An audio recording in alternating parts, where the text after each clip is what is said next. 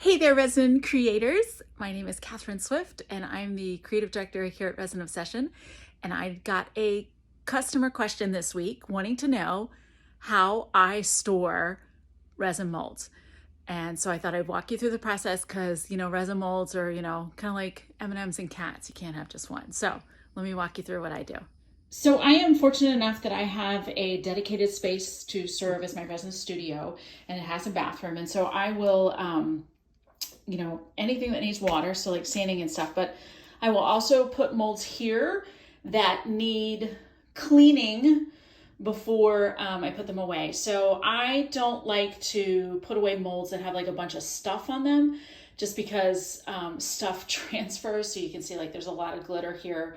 And so I don't want glitter to necessarily transfer to another mold. And I also like making sure that the surface is clean on the inside, like there's no little resin drips or, chips stuck. So, you can use packing tape to get off these little pieces, or otherwise I sometimes will just have a stack of molds and I will wash them.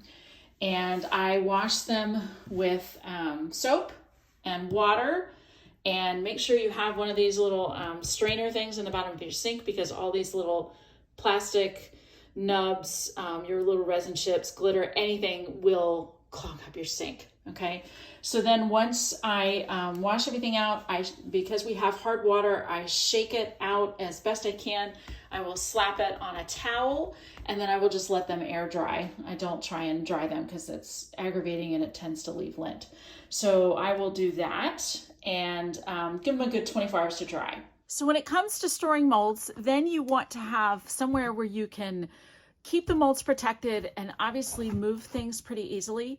I am also pretty thrifty in that respect. So I will try and reuse boxes or other large plastic totes whenever possible. So this, I get, we go through a lot of office paper here. So this is one of the boxes that gets delivered in. You want to make sure you have a nice flat bottom. Certainly, plastic has the advantage in that it's easier to clean. For some reason this gets stuff all over it. I got to throw the whole box away, but it is free. So there we go.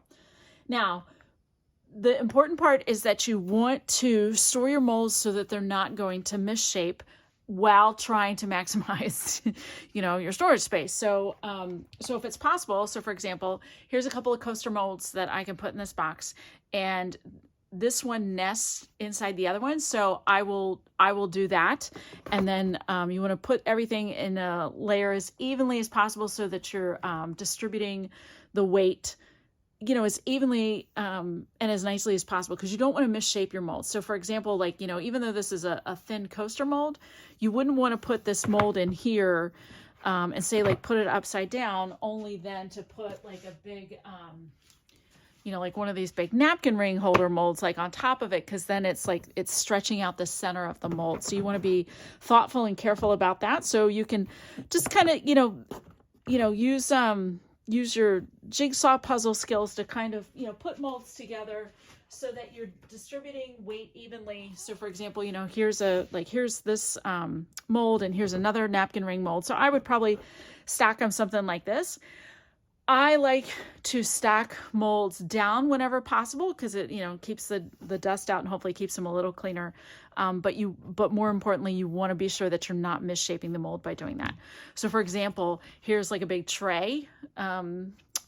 You don't want to like fold it up and put it in a corner. Don't do that. While you can get away with that for maybe a day or two, if you put it away like this and kind of like shove it back in this corner, in a few months, you're going to go to get this mold back out and it'll come out, but it's not going to lie flat again without some work, if at all. So you want to be careful about that. I will stack molds if they're like kinds. So like, for example, here's this tray. I will stack this tray mold, and here's some other that are about the same size. I will stack them as well, trying to, make sure that everything's kind of nice. This box is probably, ideally is bigger than what I want. And when I say bigger, it's taller. I tend to like to have, like if I were going to buy totes, I'd probably buy totes, I don't know what 3 or 4 inches tall. So basically about half this height, and then stack them on top of each other rather than having a bunch of tall boxes.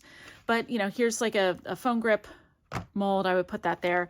And then if you have molds that you're worried that are extra big, that, you know, where am I going to do, or how am I going to store these? You know, you can, you know, something like this, I don't like to put molds on their sides, but this one's a pretty big mold. So I might try and, you know, store it up there. It's nice up against the wall. It'll kind of help keep it sturdy. Otherwise, one of the other things you can do too is if you've got a mold like this bracelet mold and you've got a template, or you've made something with a mold that maybe you don't really care for, you know, I don't know what I'm going to do with this. You can always put your resin back in the mold to help it maintain its shape. And then not only is it, you know, a quick look, you can tell what it is, but it helps maintain its shape easier. So there we go. So now this mold is not moving because the resin bracelet's back in there. And so, you know, this is, you know, a mold you could store on its side now if you had to, or you could just, you know, keep it there on the top.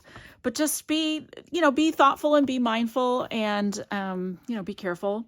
You know, just you don't want to put a mold where it could misshape like this, and you just, you know, think about, you know, it keeping its shape, and generally probably how long you plan on storing your molds.